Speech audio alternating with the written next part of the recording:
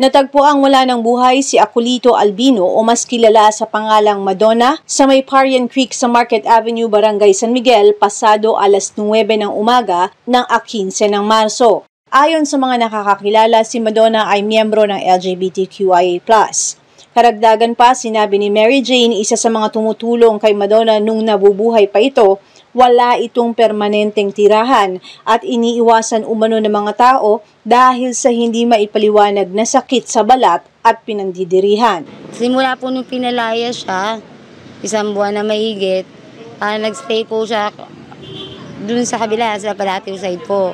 1 week pa lang po siya dito sa akin nag-i-stay kasi pinalipat po muna sa akin dahil yung side po nun ay ginagawa. Kagabi po, sabi ko sa kanya, okay na yata, baka pwede na lumipat. Ayaw na po niyan lumipat. Tapos halos 1 week din po akong hindi na nakakauwi dun sa kwarto kasi nga po, ayaw niya magpaiwan. Ayaw niya. Tapos inaano ko kasi yung pinandidirihan siya ng tao. Yung sakit niya, naging sakit niya, hindi ko po alam, bigla na lang, nandun pa siya kina Nanay Sylvia po nun eh. Yung bigla na lang pong umitim yung mukha niya, parang dun siya unti-unting nanghina eh. Hindi na siya nagkakain. Tapos kung ano-ano na lang po hanggang sa pinalaya siya. Tapos yung paglayas niya, kinukup siya ni ate, yung sa simbahan po.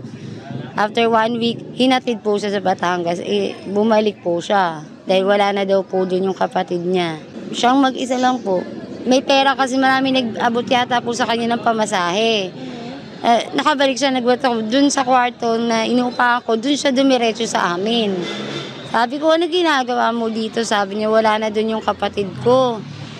Sabi ko, hindi pinatulog namin ng isang araw. Tapos ngayon, kinabukasan, hindi rin po pwede dun mag-stay dahil ano rin lang din ako. Sabi ko, dun ka muna sa creek. Siya, alam ko, sila pong may contact dun sa kapatid. Pero sabi ni ate po kanina, ma'am, pinakita daw yata niya yung picture nito dun sa kapatid. Parang nandiri din. Kaya parang pinalabas na lang nila na lumipat na sila ng bahay. O sabihin na natin, pinagtaguan para wag lang sila makita. Kaya bumalik siguro itong tao. Kasi ma'am, kung nakita niyo po talaga yun, para siya talagang bangkay ma'am na ang itim. Hindi ko po alam ma'am kung ano. Kasi nangangamot siya ma'am eh. Pag kinamot niya, nagsusugat. Alam niyo, pag nanariwa po talaga, para siyang nag-aalsa. Hanggang sa parang nasunog yung mukha niya pati dito. Kaya pinandidirihan siya ng tao. Nakikita niyo po ma'am yung waiting shed sa kabila. Po, yung pangalawang dahon, yung puno na yun, dun po sa area na yun, nakalagay po yung higaan niya yan. For almost 1 month po. Marami nagbibigay sa kanya ng pagkain, pera. Yung alam niyo po yung ugali niya na parang isip bata, na pag may pera, kung saan siya pumunta, minsan naupo po siya sa gutter eh. Tagasado, walang short, minsan walang damit. Ako lang ang sumasaway dyan sa kanya.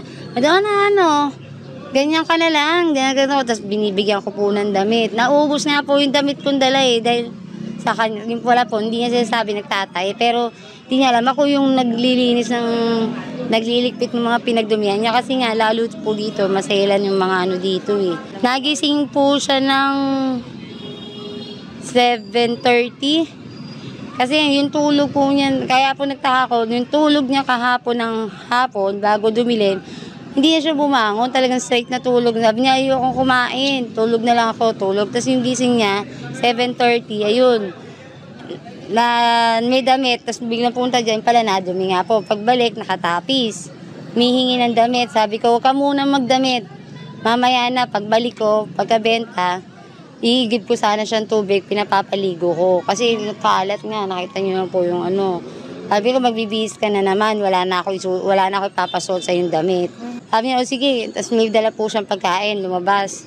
Punta dun sa side na yun. Pagbalik po, may isang canister siyang kanin at saka kare-kare. Halika na dyan, kain tayo. Kumain po kami dalawa, sabay pa kami. Ayun pa po yung kutsara niya, Tapos yung pagkano, sabi ko, alis na ako. Dahil na po yung kariton. Sabi niya, sige Jane, pagbalik mo, bili kang pritong isda, Sabi niya. Sabi ko, sige, bibili kita. Gisingin mo ako, pagbalik mo. Siguro mga 45, sabihin na natin isang oras po ako naman. Pagbalik ko, Pagpasok ko, malayo pa lang po, Madonna! Kasi nakita ko, ma'am, pagpasok pa lang, nakataas yung trapal niya hanggang dito, kita yung sa baba niya hanggang dito. Syempre may dumadaan po mga motor. Kasi siya, Madonna, ano ba? Hindi po siya kumikilos. Nagmamadali akong lumapit. Pagkita ko sa paa niya, maitim na. Sabi, hindi ko pa rin po siya tinawag. Binuklat ko, tapos medyo dilat pa po yung mata niya. Konting-konti lang. Sabi ko, ano ba yan, Madonna? Gising na, huwag ka magbiro ng ganyan. Sabi ko ganun. Dumating sa insidente ang mga kapulisan, Bantay Pasig Division, Pasig Emergency Unit at ilang mga kawani ng Barangay Palatio matapos mapag-alaman na matagal lang namamalagi ang nasawi sa bahagi ng Parian Creek sa bandang Palatio. Ayun nga po, tapos tinawag ko na sina sir. Pag ano niya, siguro nandito na po sina sir mga 15 to 20 minutes. Pagbuklat ulit ni sir, nakapikit na po yung mata niya. Pinapulsuhan talagang wala na po siya totally. Sa ibinigay na impormasyon sa iNews Pasig, wala umanong naganap na foul play at wala nang investigasyon na isasagawa. 2:00 ng hapon nang kunin ng crematorium ang mga labi ni Madonna, samantalang tinitignan pa kung merong mga kapamilya ang mahanap upang maipagbigay alam ang mga nangyari. Ako si Luan Peñano para sa latest ng iNews Pasig.